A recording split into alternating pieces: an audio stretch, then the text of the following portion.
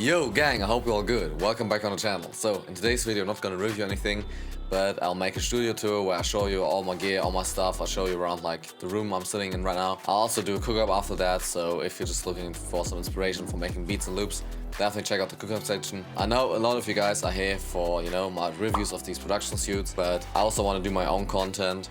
So I'll do the reviews on Tuesday and my own content, tutorials, cookups, whatever it is, on Friday. So we have 2 videos a week from now on, which is something I'm super excited for. It's a lot of work to make these videos, but it's also super fun, and I just love to see this positive response of you all. So with that being said, let's jump straight into the studio tour. Let's go. So the whole studio is basically divided into 2 parts. We first have the main section right here where I produce all my stuff, and then over here we have the analog section, as I call it, with a bit of analog gear. But yeah, let's start with the main section. The main section basically consists of this huge desk with all the equipment on there.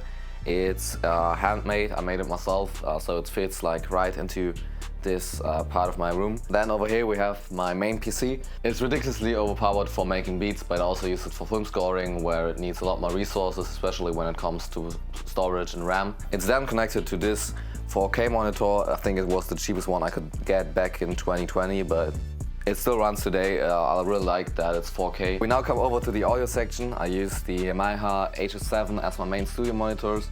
They're really good. I had them for about 2 years now, and I never had any issues with them. Controlled by the Behringer Monitor2USB, which is effectively a monitor controller that takes the signal from my PC and then distributes it to my monitors, but also to my main studio headphones, which are the Beyerdynamic DT770 Pro. I have a little bit of mixed feeling about these, because like the sound quality is really good on them, but they sometimes fit a little bit weird, and like I get a little bit of headache when I wear them for a long time. Now we come over to my MIDI section. So I first of all have this huge master keyboard from Studiologic. It's a Studiologic SL88 Studio. It's one of the best affordable MIDI master keyboards with 88 keys that you can get. This is way overkill for beat making. I also use it for film scoring. So yeah, I think if I was just making beats, I would probably stick to a 32 or like 47 key keyboard. We got this bad boy right here, which is I think my most recent addition to the studio. It's the Behringer X-Touch Compact.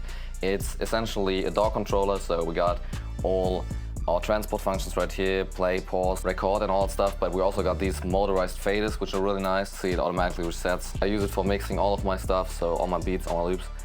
I'm probably gonna make a video dedicated to this one in a minute. And yeah, besides that, there's like only a few random items on here. So for example, I have my laptop, which I bought for when I'm on the road, when I'm producing, when I'm not at home, but yeah, at the moment, it sits here most of the times. You might have also noticed these huge sound panels in here that I built, I think, 1 year ago. Paid like 150 euros for all 6 of them, so they're way cheaper than the ones that you can buy in the store. They're more so for recording, so when I'm recording my voice in here, then they definitely improve the sound quality. One thing I forgot to mention is this chair. It's the Secret Lab Titan. I think it's the 2020 or 2021 edition. Used this since then. It's supposed to be a gaming chair, but yeah, I use it for my studio every day. Had never had any complaints with it, so yeah, really good chair, definitely recommendation. So now we come over to my analog section. I got a record player right here. It's an Audiotechnica one. I'm not really a huge vinyl fan, but I just got it to listen to some music without like any digital device, without my phone, for my PC needed. And yeah, I've enjoyed it so far. With vinyls, you really get into a different kind of music, you get into a different kind of listening experience when you don't have to use any kind of digital device or streaming service or something like this. You can't skip any tracks, so yeah, definitely a recommendation if you want to, slow down your music listening a little bit and really focus on the music. And over here we have a combination of 2 old CD players and 2 old phono amplifiers each. I got them from my parents and I used them a few years to listen to my music, but nowadays I usually just use my main setup. But for the vinyl player, I still use one of the amplifiers, and it's connected to these speakers over here, which I used for years and years, and before me, my mother used it for years and years. I think they're Tannoy, they're really good ones. Even though they're quite small, I really like them. They're like 25 years old, but still have a really good quality. And they're sitting on this keyboard from Roland, which is essentially an electric piano or digital piano, also from my mother. And I have it sitting in here in order to practice the piano or play the piano without needing to turn on my computer and then use the other keyboard I have sitting in my main setup.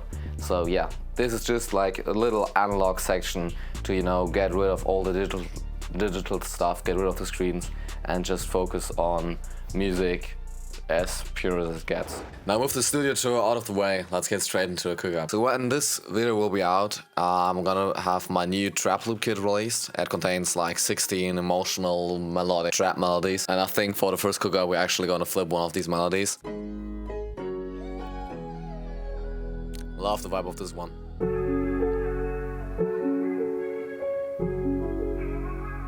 This one sounds good. Yeah, this sounds fun. I think we want to use that loop. All these loops are available with the first link, and there's also a free demo version available. So if you don't want to buy it yet and you just want to check out some of the loops, or you need some, you know, fresh loops, also the link below and check it out. I think I want to start off with like a slow guitar for this one, so maybe pitch this down.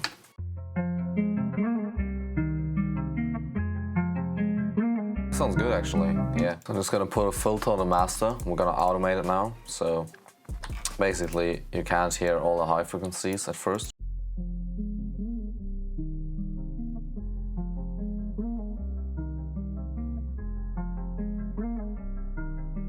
Something that I like to do with my beats is when I got a melody like this, I'll first arrange the whole melody out to like 2 minutes, 3 minutes, like the way I would arrange my beat. And after that, I'll start making drums. And this way I already got like the idea with the song, like where I want to take here, like what arrangement I want to have, how will it sound, what sections do I need for the drums. And it also makes it way easier to finish the beat because I already got the arrangement, so I'm not stuck in like an 8-bar loop, but I can just, you know, copy all the drums over into the right places and I'm basically done. Right here I already know that I'm gonna put in a filter cut. I think this is enough for the arrangement. We'll see how it turns out in the end. Let's now start adding drums. Maybe I also get a clap instead of a snare.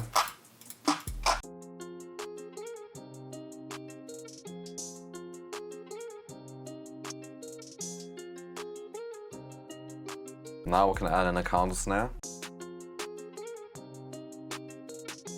But we'll actually save that one for the second part of the hook.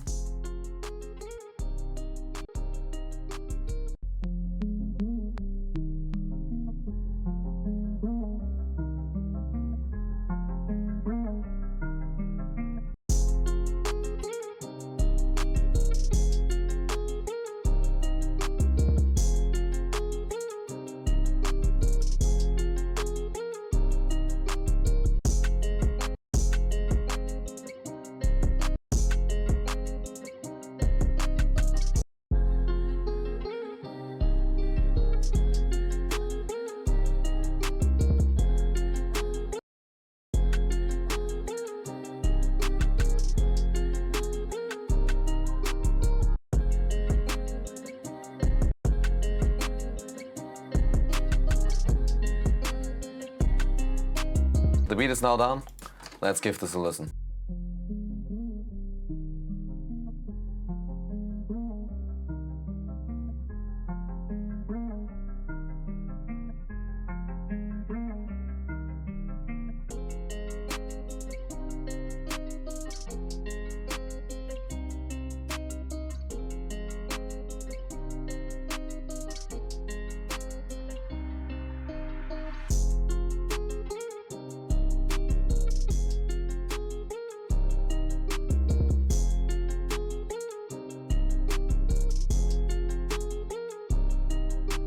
Let's now get to Cookup 2. So this one we're gonna take it a little bit further and actually compose the melody before we make the beat. So yeah, I'm probably gonna use the one shot out of a one-shot kit. Let's see. I think I never used this bell actually.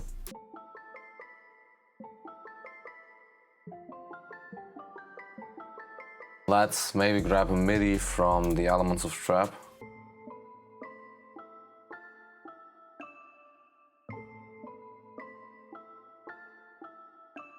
So we're gonna remove these bass notes because they're not fitting really good. Then we're also gonna speed this up like to 140. Maybe halftime it. Add tape mollify.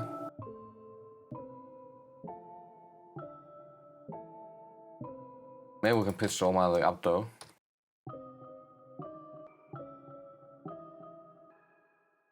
And now let's find a nice bass from a one-shot kit again.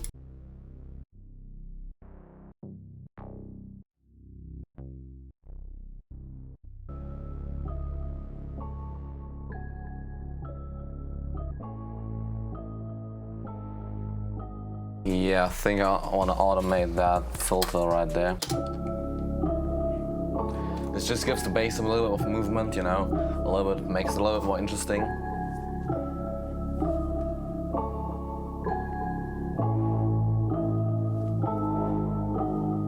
Now I think we need like a low piano. We're gonna make the most stereotypical melody right now, but I want to have that low piano note in there.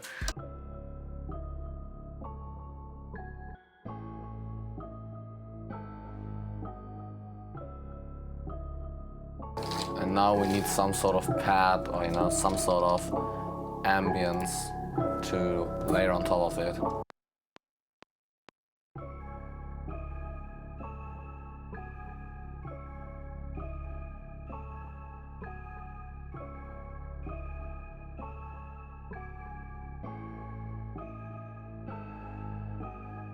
Let's fix that wrong note. Maybe we can actually use something from the Essence of Trap, like I have like a crazy melody layer on top of this.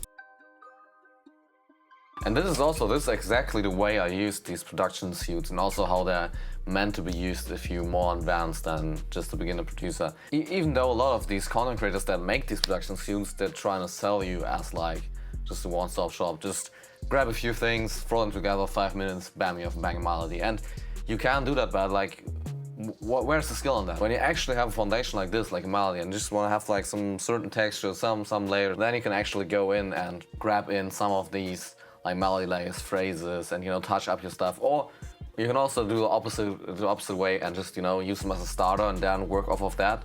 But when I'm cooking up with production suits, my reviews, it's not the way you should use them. It's just the way I can show you the most, like, out of these kits, like with using as many sounds as possible and doing the least original thing I could possibly do. But yeah, that's not how you should use them or how they're meant to be used, you know.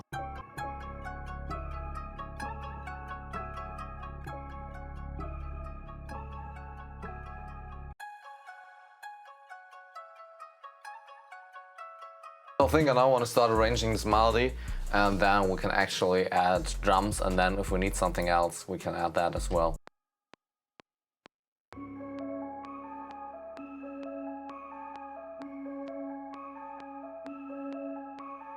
Let's get into making the drums right now.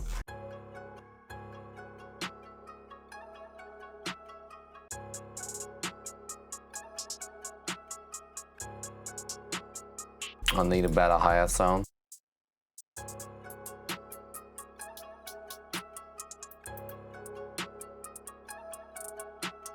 I want to do a lot of rolls, so I'm going to do that in a moment. But before I do the rolls, I want to make sure that my 808 pattern is actually working and good, and then I can do the rolls and like the counter snare.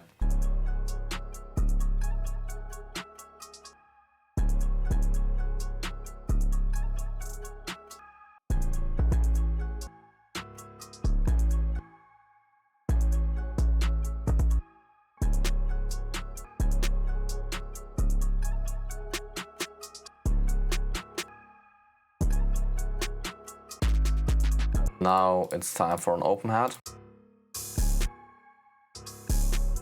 Maybe we can add another open hat right here.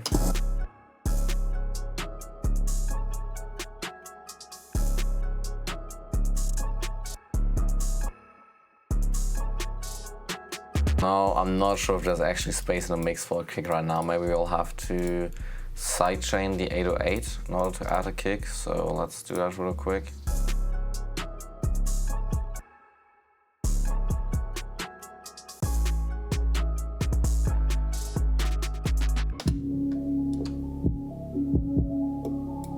like this kind of ducking effect of the kick, you know. Maybe we can even emphasize this more if we also sidechain the melodics a little bit.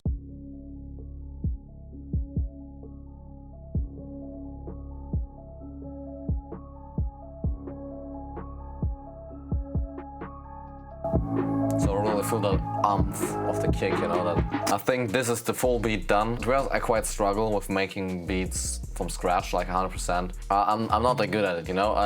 I make my loops and I make my beats, and I make beats with loops with other people. I can't use my own loops, and maybe that says something over the quality of these loops, but I also see other producers making crazy beats with them. But anyways, I think I quite like this one.